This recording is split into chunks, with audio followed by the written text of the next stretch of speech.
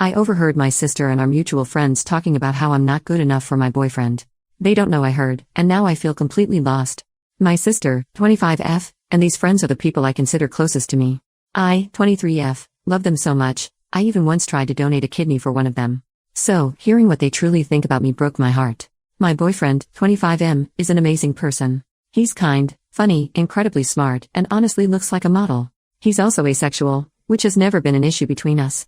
We've worked through it together, and he's open about it with everyone, which I fully support.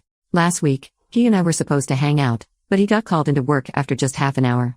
It didn't bother me much since I had a killer headache and ended up going home anyway.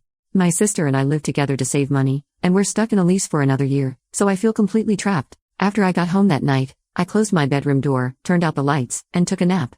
At some point, I woke up to hear my sister and a few friends in our apartment. They were getting ready to go out clubbing, drinking a bit while waiting for everyone else to arrive. I didn't get up because, honestly, I didn't feel like putting pants on. Then, they started talking about me, and unfortunately curiosity got the better of me. They were saying how they couldn't believe I was dating my boyfriend, how he was too good for me, and how I was too ugly to be with someone like him. My sister chimed in, suggesting that his asexuality was just an excuse to avoid being intimate with me. Hearing that hurt so much because I've confided in her about my insecurities before. It got worse. They mocked my learning disability, using the R word, which I can barely stand to even think about. They made fun of my job, said I wasn't financially stable, and even joked that I'd have to beg to get fucked. All of them laughed and joined in.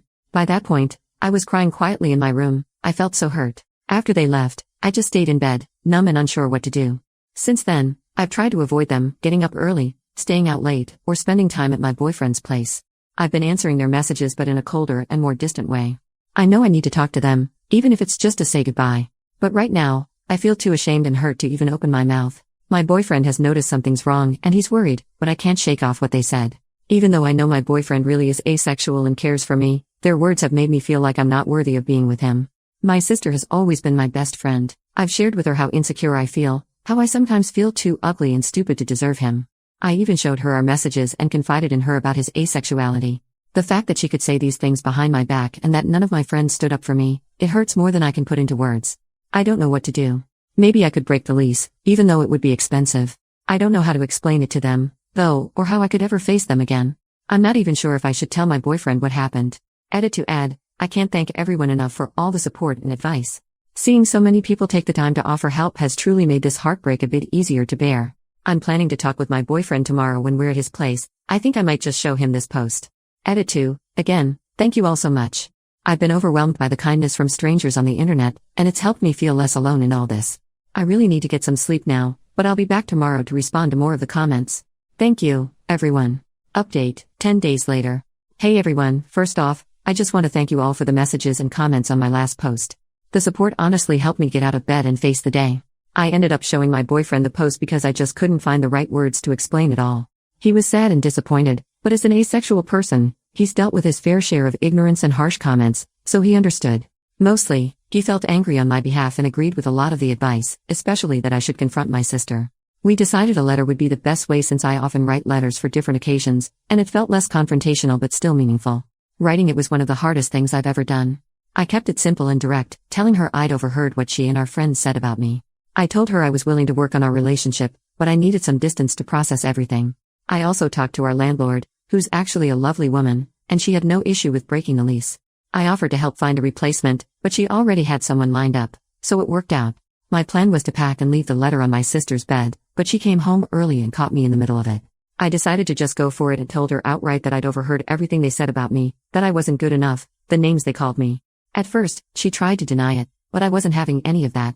Then she tried to downplay it saying I was overreacting, but I just looked at her, not saying a word. Eventually, she apologized and started crying, and for a moment I thought we might actually work things out. But then she shifted, making it all about her. Here were her main points. I just can't understand how hard it is to be pretty, no joke. I don't get how she feels because I'm used to not being the best. It's not fair that I get to date a gorgeous guy who's out of my league while she's single. She feels embarrassed when we go out, and people assume my boyfriend is hers, not mine. She knows asexuality isn't real and thinks we're just doing this for attention.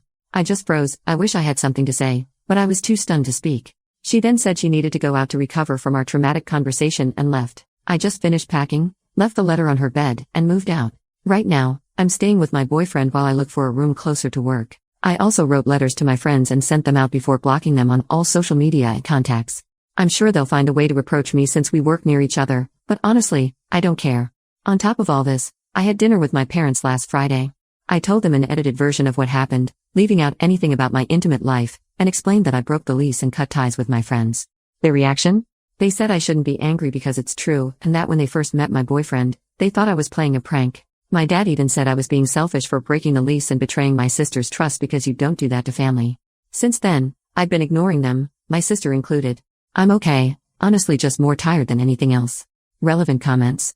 Commenter number 1, this is a little bit off topic, but I'm curious as to how your relationship dynamic works with your boyfriend.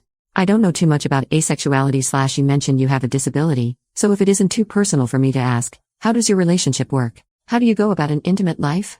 I don't mean to be offensive or nosy, so apologies in advance, I'm just curious. OP, don't worry. Asexuality is a scale, like the hetero and gay scale. At one side you have the asexual and on the other the allisexual. Between you have different shades of gray. Some people don't feel intimate attraction but don't really care about making love if it makes their partners happy, some really don't want to do it, some only feel intimate attraction for those they have an emotional connection. It's a very diverse community. As for the obstacles of dating an asexual man, I guess it mostly falls into what you consider a deal breaker. What are your needs, etc. I can live without love making. I can live happy without love making.